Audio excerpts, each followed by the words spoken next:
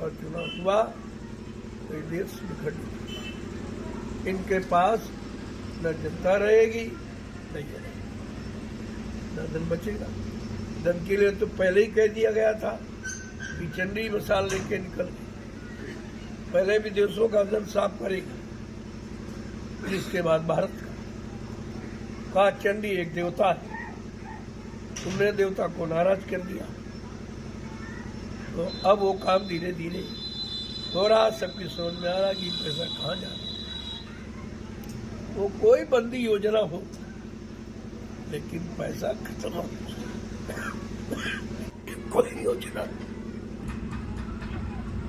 चंडी शब्द जो महापुरुष ने उच्चारण किया है तो अपने समय का अनोखा अलग है, उसकी चर्चा वाणी से नहीं हो सकती। चंडी क्या है?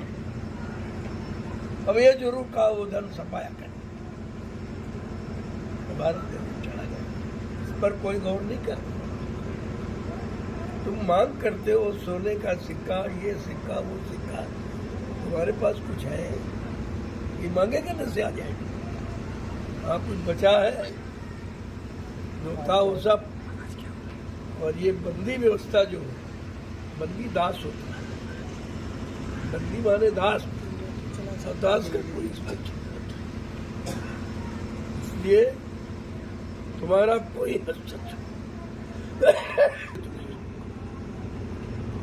अभी तक इस बंदी शब्द पर लोगों ने विचार नहीं किया। ये बंदी क्या है? अगर बंदी शब्द समझ जाएंगे तो हमें बंद क्या करना है? जो अनैतिक, जो हानिकारक, जिससे शरीर और बुद्धि और मन और परिवार और बच्चे सब खराब है, वो फिर उस पर गौर नहीं है। लूटो खाओ मोह जुड़ाओ, ये मंत्र सिखाया जाता है। जनता की जरूरी चीजों पर पाबंद लगाया जाता है। व्यवस्था तो ये है, इस पर पाबंदी होनी चाहिए। वो खुले वो खुला, और जिस पर इसकी जरूरत तो बंद है। और सबसे बड़ी बात कोई कहने वाला नहीं, विपक्ष बिल्कुल पूर्णतया समाप्त हो चुका, क्योंकि विपक्ष में वही है जो पहले कर चुके हैं। जो पहले कर चुके उसको कैसे रुके? तो उसको तो बाद में मौका मिला, तो पहले मौका दिया जा चुका। तुमने अपने कार्यकाल में क्या किया? और इस वजह से वो कितना भी कुछ किया जाए लेकिन ये उस पर रोकथाम नहीं लगा। अब किसी के कहने की हिम्मत नहीं, ये केवल दूरदर्शी ही कहेगी, कोई नहीं। क्योंकि दूरदर्शी का अपना सिद्धांत सबके हित के लिए, व्यक्तिगत कोई सिद्धांत नहीं, व्यक्तिगत कोई लाभ नहीं, किसी तरह का व्यक्तिगत अधिकार नहीं, इसलिए दूरदर्शी कहेगी और कोई नहीं। इस सत्य पर लोगों ने विचार किया नहीं, जबकि 18 वर्ष दूरदर्शी का प्रचार कराएगा। सारे घोषणा पत्र को दिल्ली में भेजा गया, कमरे के कमरे भरे पड़े, उसी में से कुछ थोड़ा बहुत ये निकाल करके जोड़ गाड़ करके शुरू कर दिया। बाकी इन पर इनके पास कोई योजना, कार्य करने की कोई योजना नहीं है, केवल चुनाव की योजना है, महंगाई बढ़ाने की योजना है, टैक्स लगाने की योजना है, मांसाहार पाने की योजना है, शराब ठेके खुलवाने की योजना है। इसके अलावा कोई भी ऐसी योजना नहीं है जिससे भारत की जनता को लाभ मिले। और आप सपोर्टर हो, तुमको अधिकार मिला है। इतनी बार आपसे कहा गया था वोट हमारा वहां पड़ेगा जो ब्याज हमारा, हम पर शासन वही करेगा जो ब्याज हमारा। इसका मतलब हमारे देश की जनता ब्याज से दबी है, मूलधन से तो दबी ही है, लेकिन मूलधन के ब्याज से भी।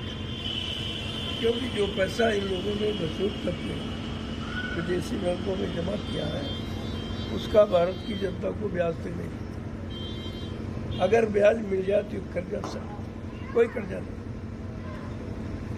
वो कर्जा का जो ये प्रचार करते हैं वो मूलधन को हड़प करने की योजना है। कहेंगे इनका कर्जा, उनका कर्जा, उनका कर्जा, उनका कर्जा। तुमको तो मालूम नहीं कि मूलधन कहाँ कहाँ जमा है। वो मूलधन को हड़प करने की योजना है। अगर लोगों ने नहीं समझा तो एक नई गरीबी और सामने आ खड़ी। अब उससे लड़ना किसी के बस की बात नहीं है।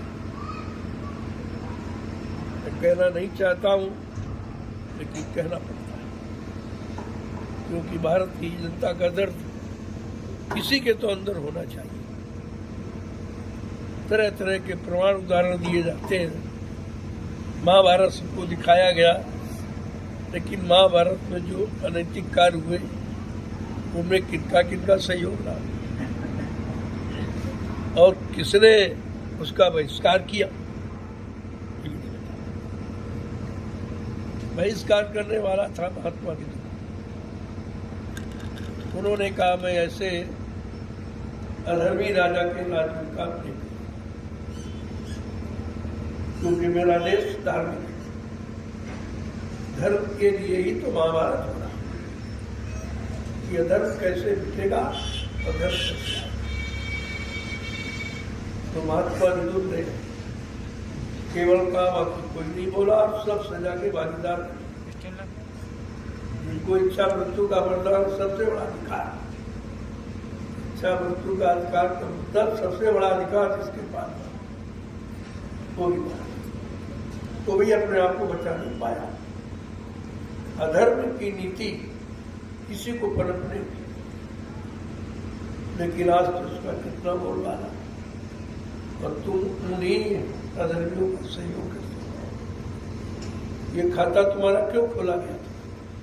कि लोग कहते थे भाई वोट कहाँ दे, कहीं तो देने पड़ेगा।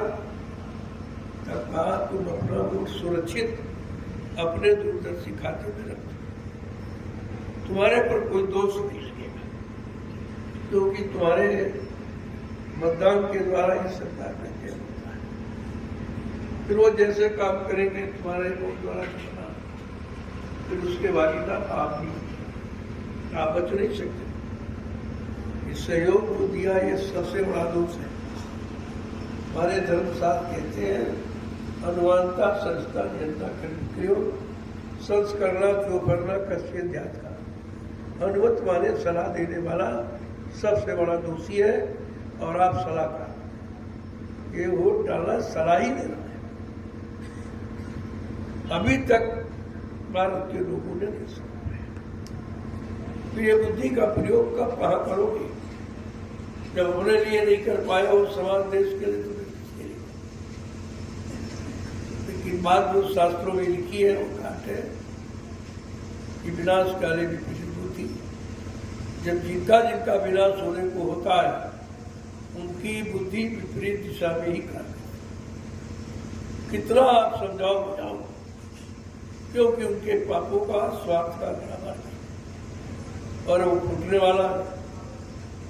जब घड़ा फूटने को होता है तो व्यक्ति के विचारों में कैसी गंदगी आती।